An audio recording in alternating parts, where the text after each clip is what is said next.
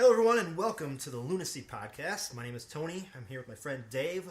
We're gonna talk about loons a little bit in this podcast. Also, some other things that come to our heads. This is our first podcast, so bear with us as we go through this journey. Let's kick it off right now. Dave was at the game today. Dave, what'd you see in the win today? I thought I saw a pretty good team effort. If I were to try and pick out, a weakness in the team, I don't know that I could. The attack was strong. The defense was fantastic. I mean, there was very little to complain about at all on defense. They held pretty much every single Chicago attack that there was. There was the one hiccup which led to a goal. It was a nice win by the boys. They are now 2-1 on the season. They are, yeah. Which is amazing because last year, if you remember correctly, I think we didn't get our second win until probably April, May. Was it that long? I think it was. Yeah, it was. Last year was a terrible year. I mean, it started off with that first game ever in Loon's history. That what was the score of that game? It was 6-1, I think, that we lost. The first game against Portland was 5-1. 5-1. And then it just got worse from there. It did. It was a terrible year last year. This year, at least, there's a little bit of hope. I think it's interesting, and Dave and I have talked about this before, but I think it's interesting to look at the Loons and say, what are they doing with creating this team? Now, the Loons went in with Atlanta last year as the two new teams. Atlanta did something totally different. They went out and bought a bunch of international guys, and they spent money, and they had a fairly good season. The Loons, on the other hand, they spent some money, but they were kind of building slowly, which can work out. I think in this market, if we don't see any kind of pickup from them this year, I think next year is going to be a little bit of an issue. But with the new stadium coming about, I guess maybe we'll have more of a honeymoon period. But Dave, what do you think? I mean, were the Loons smart in doing the way they're doing it and not going the Atlanta way, or what are the differences there? I think that's left to be seen. And that's obviously not what you want to hear. But from my perspective, if you go with the cliche response from the front office that, look, we could have spent 10, 15 million on players, but instead we decided to spend 200 million on a stadium. Yeah, that works. I mean, you can buy into that for so long. As you said, there's going to be a honeymoon period. So I think for them, if they can get into this season and really just finish better than last year, sure, that'll pull some momentum into next season. You're going to have your honeymoon time for, I would say, probably 2020. Yeah. I think they're probably going to end up having the All-Star game in, probably 2021. That'd be a huge boon for them. I mean, that would be nice to have the All-Star game here. Exactly. And so I think that's going to help them. Ultimately, I think they're going to have to put money forward, whether anybody wants to admit it or not. It's going to have to happen. But, I think in the long run, I'd rather be a small market team building the way they are than just splashing a whole bunch of cash.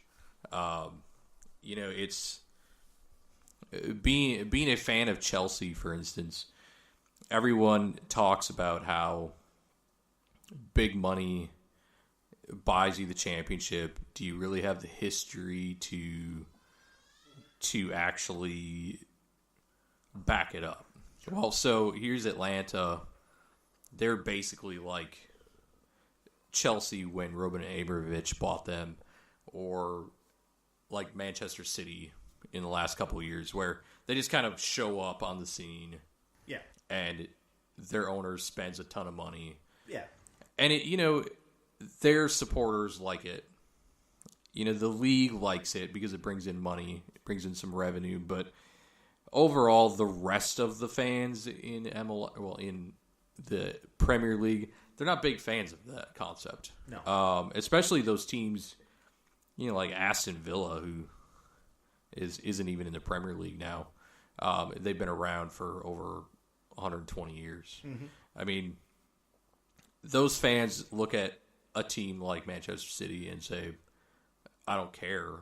We've been around forever. Yeah. And here you guys all of a sudden think you're the big shit because you spent a bunch of money. Yeah. I think that's the same way it is in MLS. I mean, interacting on the discussion boards on Facebook, it seems like, a lot of the fans say, look, it's cool that MLS is getting some exposure from these leagues around South America where where Atlanta's spending all this money. Mm-hmm. But they're just buying themselves success. They're not really putting together a team. A lot of these players are probably going to end up going off to Europe at some point anyway. So it's like, are they really going to be around that long?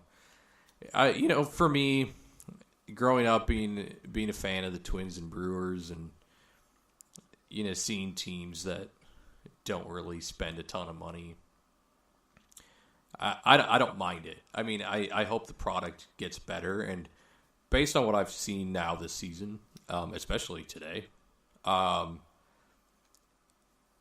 think the front office is hoping that this is kind of a payoff. Yeah, what you said about the Twins and the Brewers. I mean, the Twins. I'm going to wrap it up here with saying that the United are doing something a little different. They're building from within, right?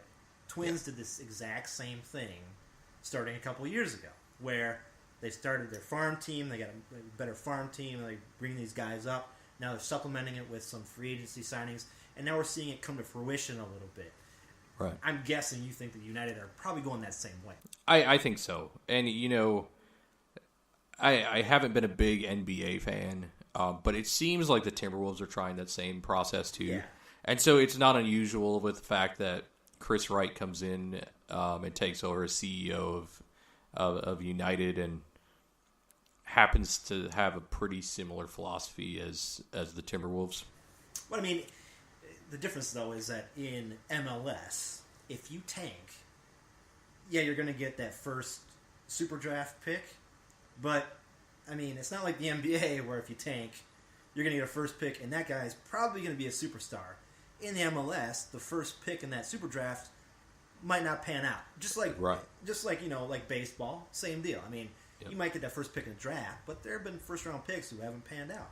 No, that's true. And, I think that's a big thing. The super draft, there are a lot of MLS fans that don't like the draft. And I think that has a lot to do with the fact that most MLS fans were originally fans of some European league. Sure. Where obviously the draft, there's no draft, doesn't exist. Yeah. So the concept of a draft, while they're used to it in other U.S. sports, as part of soccer, they're just not a big fan of it. But at the same time, you're right. It's a situation where a lot of these draft picks, or most of the draft picks, are from college programs. I don't know that there's anyone anywhere in U.S. soccer who would honestly say that the NCAA is good for soccer. It's just they have different rules. They have too many nuances with their training methods, with their seasons. Sure. And most of the players don't pan out. Yeah, so why would you draft them? Yeah, and so it is a very high possibility that even in a top 5, those picks don't survive. Now this past year, Den Lottie was number 2. it looks like he's going to pan out. I guess that's left to be seen. But last year he scored 8 goals. Yep. And I think he had 3 or 4 assists on top of that. He had 2 game winners, which were huge goals at the end of the season. And so, I mean, he looks like he might pan out. Now, again, what is that draft class, and what is he going to look like in, say, 5 years?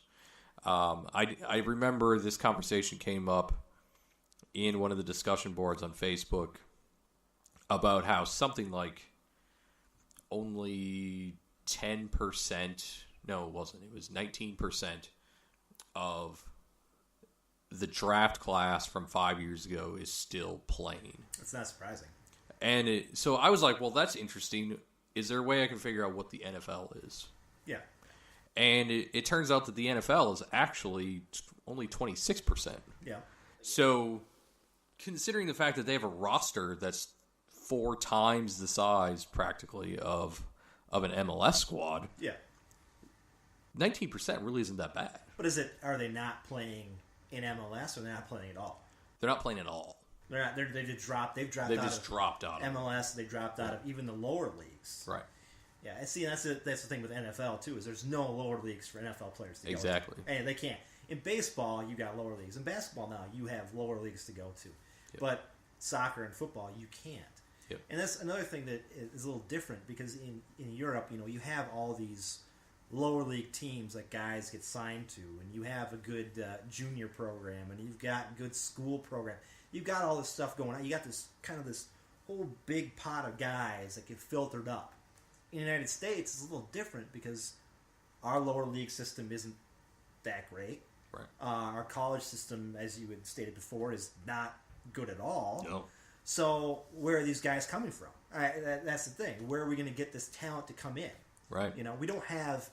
I don't think there's any European teams coming over here to scout guys in our college teams.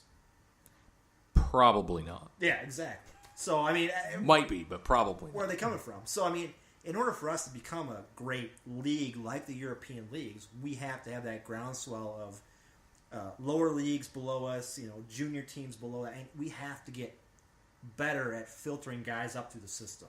I would agree, and that comes out to a lot of this conversation about pay to play. And it's a little, I think it's a little miscombobulated because every country has pay to play. Yeah. But here in the United States, it seems to be one of those things where if you want your child to succeed at all in soccer, you have to pay, we're talking $1,500, $2,000, some maybe even toward the $3,000 range, just to play on a good club team that is going to get regional exposure, that might get some exposure to national scouts. Hey, they could win the Lamar Cup. You never know. Yeah. And, it's one of those things where that's a lot of money. Yeah. And I think a lot of that money comes from the idea that these teams think that they need European coaches. And I didn't realize this. This is kind of all coming from people in the discussion boards that happen to have kids and are going through this process. Yeah.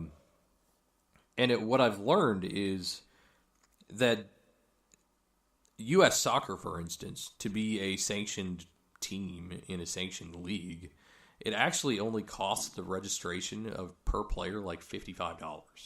Really? And so it's like, okay, so each player has to pay $55 to be on the team. Mm-hmm. Then, of course, obviously the team's going to have uniform costs. Yeah. Which, I would imagine are going to be $100, $150. Sure. But so where's the other $2,000 coming from? And why is that so necessary? And it turns out, based on what I've heard, is that it's these clubs that think this